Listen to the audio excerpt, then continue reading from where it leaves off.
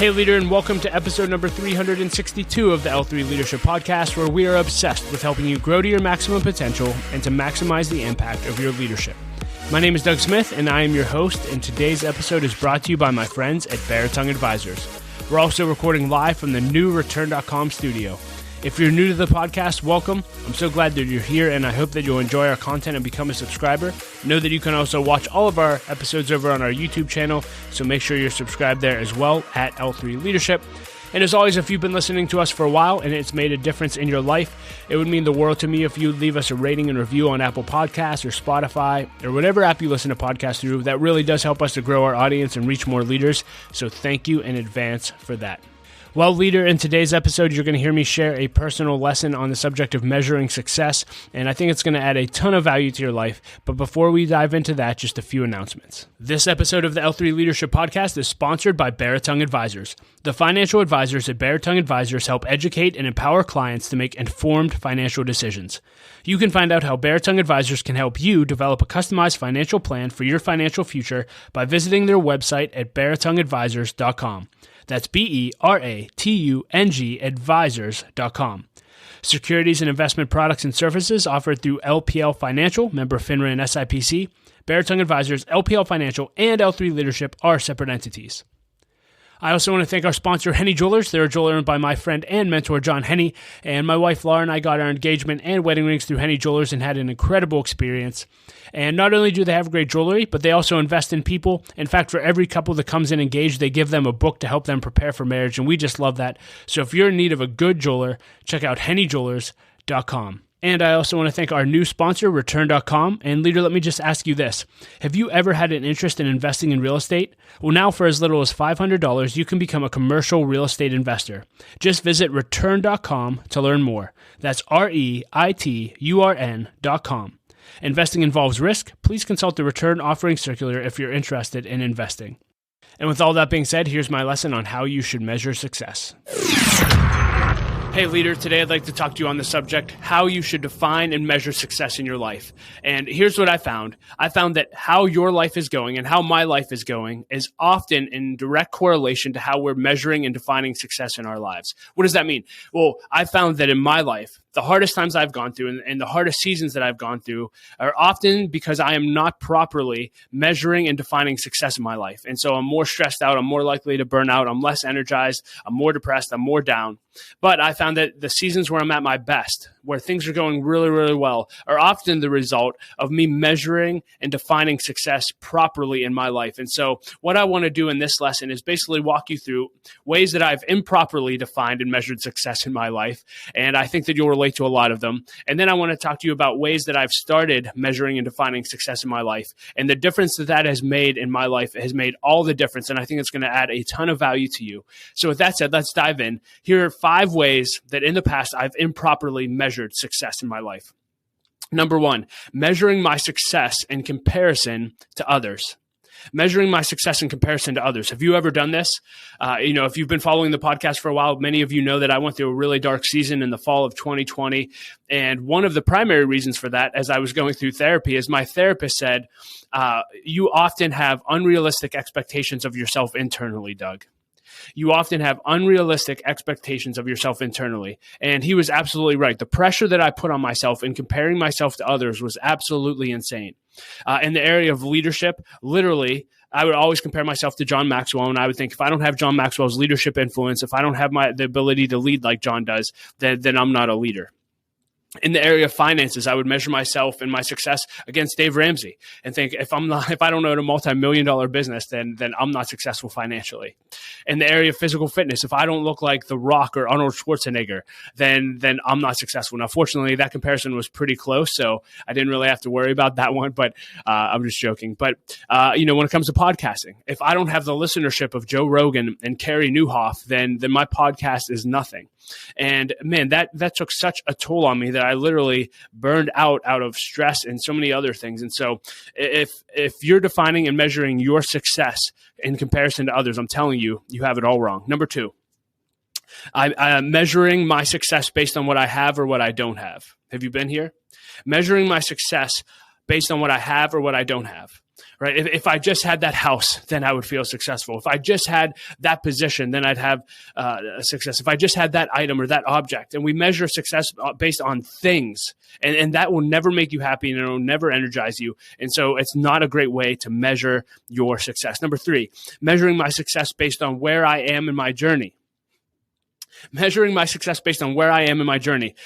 How many of you, and this is me, especially in my early 20s, you want to be so much further ahead than where you actually are. And instead of actually celebrating where you've come from and how far you've come, you're constantly looking out and comparing yourself to where you think you should be at this season of your life. And if you do that, I'm telling you, you're going to be miserable all the time because you're never going to be where you want to be in life. Number 4, measuring success according to numbers. Measuring success according to numbers. And leaders, I'm speaking to you, whether you're in a business, a nonprofit, a church. I think everyone deals with this. But, examples of this are how many people are here? How many followers do I have? How many downloads do I have on the podcast, etc.? And this used to bog me down so much. We used to do live events with L3 every single month, and events where we had a ton of people, man, bravo. I felt like $1 million. And events where we had, a handful of people, literally, I couldn't even enjoy the event. I remember just sitting in the front row listening to the speaker. My heart was in my stomach. And I used to have to write in my journal, like, my value is not based on how many people are in this room. But when you measure your life and your success according to numbers, you're always going to be disappointed because there's going to be high highs and low lows. You can't do that. And we're going to talk about how you should measure success. And then number 5, the 5th way that I've improperly measured success in the past is thinking that the amount of money I have is my measure of success. Basically measuring success by money. I love what Zig Ziglar said. He said, money isn't everything, but everyone wants to find that out for themselves. And again, if you are measuring your worth and your value and your success based on how much money is in your bank account, I'm telling you, it doesn't matter how much money you end up getting in your bank account. It will not fully fulfill you and make you happy. And so those are ways that I've improperly measured success. And as I've talked to hundreds and thousands of leaders, I've realized that they also measure success in a lot of those ways. And so I found that when I am only measuring myself in those ways, I end up being miserable and I'm not having a great season. I never feel like I'm good enough. I never feel like I'm far enough along. I never feel like I have enough. And it just makes me feel extremely inadequate. And so I had to learn to change how I define and measure success in my life. And so what I want to do now is just share 9 ways that I've been defining and measuring success in my life. And I hope that some of these will resonate with you. And I hope that you'll implement some of these in your life because I think they can be life-changing. The first way I measure and define success correctly is I measure success based on my whole life, not just a part of it. I measure success based on my whole life, not just a part of it. And probably one of the greatest examples I've heard of this is Zig Ziglar shared a story of a young mentee that he was mentoring. And this young mentee really admired this other businessman who had a ton of money. And he told Zig Ziglar, he said, hey, I want to be like that guy. Like, that's who I want to be. And Zig said, well, why? He's like, well, he's so successful. And he's like, well, what makes you think he's successful? And he said, well, he's loaded. Like, he has everything that he ever wants. And Zig said, okay, I think this is a time to teach you a lesson. And let's sit down and talk about this person that you're looking up to. He said, if you're just looking at success and how successful he is when it comes to money, then you're absolutely right. He has more money than he knows what to do with. And so if we just look at that area of his life, we can both agree, yes, he's very successful. But let's look at all the other parts of his life and actually see if you still think he's successful. And he said, let's look at his life in the area of relationships. He said, do you know that guy's been divorced multiple times? He can't keep a marriage, and he has no really close friends. And basically all he does is focus on business. And the kid said, no, I had no idea that was the case. And he said, and spiritually, he doesn't believe in God. He has no relationship with God. He doesn't feel like he has purpose in life other than just to make money. And that's all he focuses on. And so he really doesn't have a spiritual life. And then he talked about, other areas of his life to save time. And basically every area of his life, with the exception of money, was not great at all. And Zig said, hey, after reviewing his whole life, every area of his life, would you still want to be like him? Do you still want what he has? And the mentee said, absolutely not. I had no idea. And it totally shifted how he viewed success. And so my question to you is, do you measure success based on your whole life? My mentor, Larry Betancourt, I remember him when I was a young leader. He said, Doug, man, I have a lot of friends that have more money than me and more stuff than me. But can I tell you this? They don't have the peace that I have. They don't have the marriage that I have. They don't have the kids that I have because they're focused on the wrong things. And so, look at your life, look at your physical fitness, look at your bank account, look at your family, look at your relationships. Like, all of that makes up your life. And so don't just measure success based on one little sliver of your life. Make sure that your whole life is great. And I think that'll help you a lot. The second way that I've learned to define and measure success correctly is from a principle that Dan Sullivan, who is the owner of Strategic Coach, shared. And he actually wrote a book on this subject called The Gap and the Gain. And this was so helpful for me. And I share this with people all the time. But he basically calls the gap and the gain. He said when he was young, he loved horizons. He loved sunsets and sunrises. And so he would always go look at the horizon and he would always try to get a closer and closer view. But he said the closer you get to the horizon, the farther away it seems.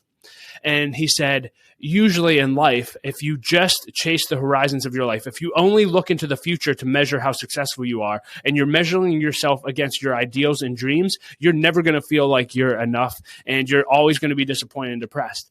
He said, what you need to do, instead of measuring forward based on where you want to go, you need to measure backwards, and that's what he calls the gain. And looking back at the last 5 to 10 years of your life and saying, how far have I come? How far have I come? Stop measuring yourself against how far you have to go. Start measuring yourself against how far that you've come. And I think if you actually sit down and take the time to journal and write down all that you've done in the last 3, 5, 10 years, you'll be shocked at how far you come. And you'll be shocked at how proud you are of yourself and just how happy you are with the growth that has taken place. And so stop measuring against the gap that you have with your future and start measuring against the gain you have in your past. And I'll also just say this to encourage you. If you do review your past and you feel like you haven't made progress and you're not where you want to be, the great news is you can start today. You can start making progress on building a great life right now. I say it all the time, but if you don't start where you are, you stay where you are.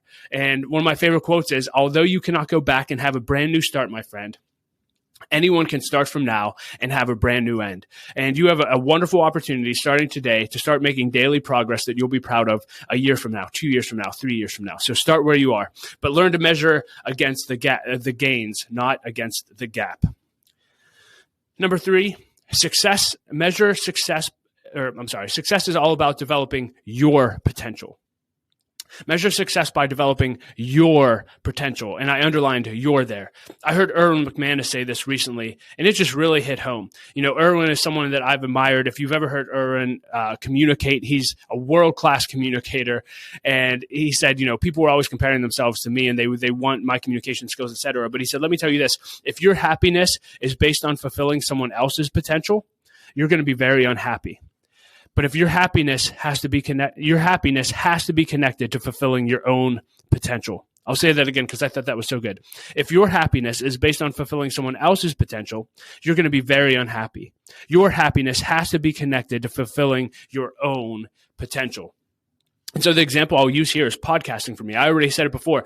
If I compare myself against other people's podcasting potential, and I look at Joe Rogan and Carey Nieuwhof, and they're having millions upon millions of downloads every single month, and I'm only having thousands and thousands of downloads every single month, I can get very discouraged. Or I can start to look at it and say, hey, I'm doing the best I can to develop the best podcast that I can with the potential that I have, and I believe I'm supposed to do this. Hey, and I'm reaching thousands and thousands of leaders every single month. Like, that is incredible. That is what I need to celebrate. I don't need to compare myself against other people's podcasting potential. I need to compare myself with my potential and do the best that I can. And when I do that, I'm actually really, really happy with my progress and really happy with the podcast. And so again, stop comparing yourself to other people's potential. Compare yourself to your potential and just do your best to grow every single day. Number 4, this was probably the first definition of success that I started implementing my life in a positive way in my early 20s. I heard John Maxwell say this, and this was his definition of success from a very early age. He said, success is 3 things. Success is knowing my purpose in life, growing to my maximum potential, and sowing seeds to benefit others. Success is knowing my purpose in life. And for me, I believe as a person of faith, that comes from God. If you're following God, I believe God has given you gifts, talents, and passions that he wants to use in a significant way to make a difference on the earth. And when you actually connect with the purpose of God that God has for your life, your whole life changes. You wake up every day excited. You never have to work a day in your life. Like, it is amazing what happens when you get to live out your purpose. There's nothing better. Number 2 is growing to my maximum potential. Hey, that's what this podcast is all about, is coming alongside of you and helping you grow. I heard it said a long time ago that growth equals happiness. And if you want to be happy and feel successful all the days of your life, grow every day. If you want to show me a happy marriage, show me a growing marriage. If you want me to see a happy company, show me a growing company. Anything that's growing is usually happy. So growing to my maximum potential. And then number 3, sowing seeds to benefit others. You won't truly be happy until you give your life away. In fact, my mother-in-law used to say this to us all the time. The secret of life is to give your life away and to make an impact. And if you start doing that, if you start dying to your wants and needs and start giving your life away for the betterment of others, I'm telling you, that definition of success is so good. So I'm so thankful for John for letting me know his definition of success. Number 5, this is another one I got from Maxwell, but was huge. And he said when he started turning around 40 years old, he started realizing that a lot of his friends started getting divorced and walking away from their family. And he realized it was because they were too focused on their business world and success and all these other things, and they got their eye off the ball of their family.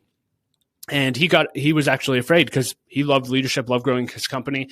And he said, if I don't redefine what success looks like in my life in my 40s, then I could lose everything.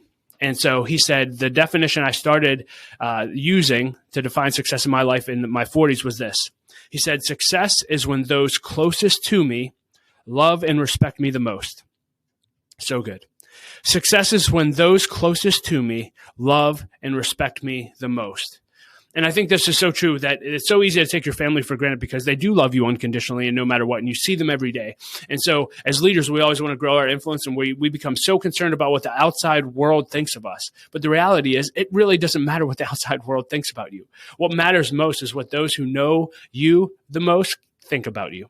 And so for me, again, I've been using that definition since we started having kids and since I got married. Like, I want my wife to love and respect me more than anyone else on the planet. I want my children to love and respect me more than anyone else on the planet. Family really is everything. And leaders, I'm telling you, if you don't define success in this way early, you could put yourself in danger of losing your family without even knowing it. And so properly define success within your family. Number 6, success in life is experiencing more of the 4 freedoms. Success in life is experiencing more of the 4 freedoms. And again, this is a concept I've been focused in on for the past year and a half. It's a concept I got from Dan Sullivan from Strategic Coach. Again, he's been so influential in my life. But he basically said there's 4 freedoms to pursue in life. Number 1 is freedom of time. Number 2 is freedom of money. Number 3 is freedom of purpose. And number 4 is freedom of relationship. And basically, I am trying every day to build a life where I have freedom of time, money, purpose, and relationship. Freedom to have all the time I have to do what I need to do, all the money I have to do what I need to do, all the purpose. I can focus 100% on the purpose that God's called me to. And then lastly, I can do life with who I want to do life with and go help who I want to help. And so that's been one of my major goals as far as success is concerned the last year and a half, and I continue to focus on that. Number 7, this is huge.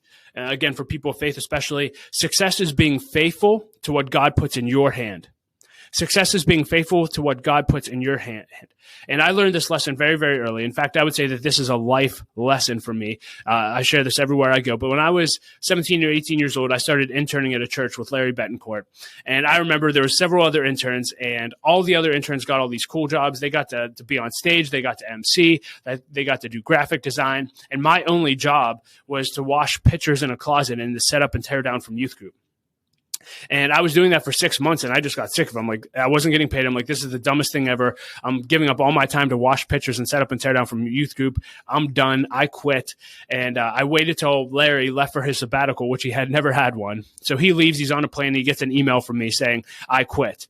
Now, thankfully, I had a great mentor in my life in Larry, and he called me and he said, listen, if you're going to quit, you're going to be a man and quit to my face. And so you're not quitting, at least until I get back. And he said, I'm going to connect you with this other leader, and you guys can connect while I'm gone. And when I get back, we'll talk. So he connects me with this other leader. And all the other leaders said to me, he said, Doug, have you actually prayed about this decision? I said, no, I didn't pray about it. There's nothing to pray about. This is stupid. I'm not doing this anymore. And he said, man, I encourage you, just pray, spend time with God, and see if he speaks to you. And again, I'm just telling you my experience. I'm not saying that everyone will have this experience, but the next day I said, okay, God, I literally prayed. I said, if you don't speak to me now, I'm done. I'm walking away from the church. I'm walking away from the internship. I'm going back to my old lifestyle. Like I'm out of here. And I literally just did one of those things where I opened my Bible to a random spot and just read wherever I read. And I opened the Bible to Isaiah 49, verse 3 through 5. And here's what it says. It says, he said to me, you are my servant, Israel, and you will bring me glory. And I replied, but all of my work seems so useless, and I've spent my strength for nothing and to no purpose. And when I read that, I'm like, oh my gosh, like I feel like that's me. I felt like God had a plan for my life, and that he was saying, like, I am his servant and I'll bring him glory one day. But how I felt naturally was exactly what it says in verse 4. But all of my work seems so useless, and I'm spending my strength for nothing and to no purpose. But the next part of the verse is what changed everything for me. It said, yet I leave it all in the Lord's hands. I will trust God for my reward. I will leave it all in the Lord's hands, and I will trust God for my reward. And God spoke to me very clearly. I don't mean an audible voice, but just in my heart. And he said, Doug, you're looking to all these other people to give you a reward. You're looking to Larry and Pastor John, and you want them to give you a platform. You want them to give you all these cool responsibilities. And you should never look to people and expect things from people. You should just look to me and trust me and be faithful with what I put in your hand. Stop looking to people for your reward and start trusting me for it. And so from that point on, and literally, I'm telling you, if that moment didn't happen, I'm not here today. Like, I don't know where I'd be. And so I'm so grateful that someone encouraged me to pray and take the time to actually do that. And so just another, I always say the answer to 1,001 questions is to be led. And if you're going through a tough time or questioning anything or want to quit, I just encourage you, spend time with God, because he could speak one word to you that changes everything, just like he did for me. But from that moment on, I said, God, if you've called me to wash pitchers and set up and tear down for youth group for the rest of my life, I'm in. I'll do it for the rest of my life. And I started being faithful to washing pitchers and setting up and tearing down. I did that for another 6 months. And all of a sudden, Larry gave me an opportunity to speak. I had no idea I could speak or be a public speaker, or that it would lead to all these different things. But I just started being faithful. And as he asked me to speak and do other things, I was faithful. And basically, I just committed to God, whatever you put in my hand in every season of my life, I'm going to be faithful with.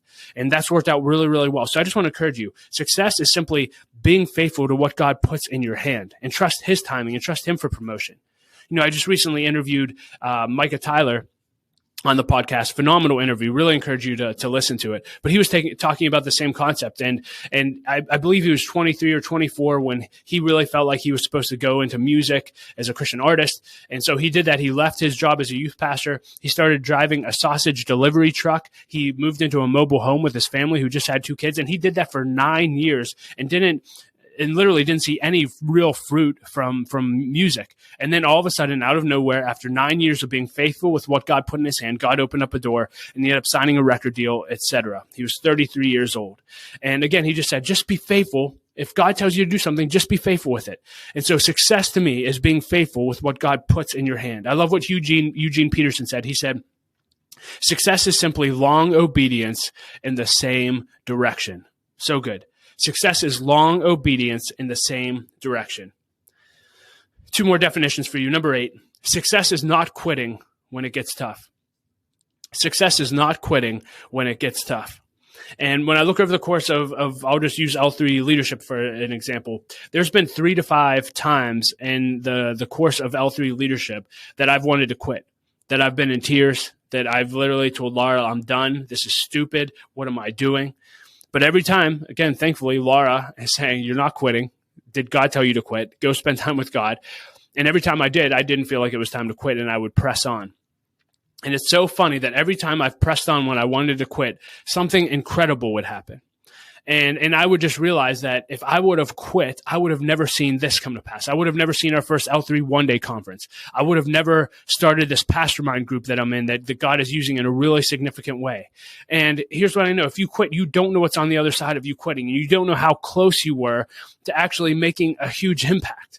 I think I interviewed Scott Harrison a while ago, the CEO of Charity Water, and he was talking about Amazon stock. And he said, I think they've been around for 30 years or something like that. And he said 93% of the value of their stock happened in the last 7 years. If you followed their stock, it looks like a hockey stick. For a very long time, it was pretty flat, but then all of a sudden it went up. And the question was, well, what if Jeff Bezos would have quit at any point thinking that it wasn't going to take off? He would have missed out on 93% of the gain of his stock price because he threw in the towel.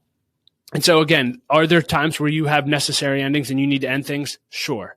But in general, I would say more often than not, success should be measured by you not quitting. And I say it every episode at the end of the podcast. I say, don't quit. Keep leading. The world desperately needs your leadership.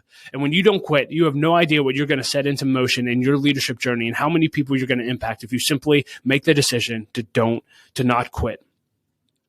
And then number 9, success is simply enjoying the journey. Success is enjoying the journey. One of my favorite quotes is from Mae West. She said, "You only live once, but if you do it right, once is enough." And here's what I know. If you'll learn how to properly measure and define success in your life, it's going to enable you to enjoy the journey, because you're going to not compare yourself. You're not going to find your value in the numbers and all these different improper ways to measure and define success. You're just going to simply able to enjoy knowing your purpose in life, growing to your maximum potential, and sowing seeds to benefit others. And there's really no better life than that. And so I hope this lesson helped you. I know that I needed a lesson like this when I was younger. It would have helped me immensely and saved me from some very, very hard seasons. But hey, we live and learn. And so I hope this added value to you. Hope you have a great day, and we'll talk to you next episode. Hey, leader, thank you so much for listening to my lesson on measuring success. I hope that it added value to your life. You can find links to everything that I discussed in the lesson in the show notes at l3leadership.org/362. And as always, leader, I want to challenge you that if you want to 10x your life and leadership this year, then you need to either launch or join an L3 Leadership Mastermind Group. Mastermind groups are groups of 6 to 12 leaders that meet together for at least 1 year in order to help each other grow, hold each other accountable, and to do life together. For me personally, mastermind groups have been the greatest source of growth in my life over the last 8 years. And if you are interested in learning about launching or joining your own group, go to l3leadership.org/masterminds or email me at dougsmith@l3leadership.org. And as always, I like to end every episode with a quote, and today I'll quote Jesse Cole, who said this. He said, "If you're not getting criticized, then you're probably playing it too safe." So good. Well, leader, I hope that you enjoyed this episode. Know that my wife, Laura, and I love you. We believe in you, and we say it every episode, but don't quit. Keep leading. The world desperately needs your leadership. We'll talk to you next episode.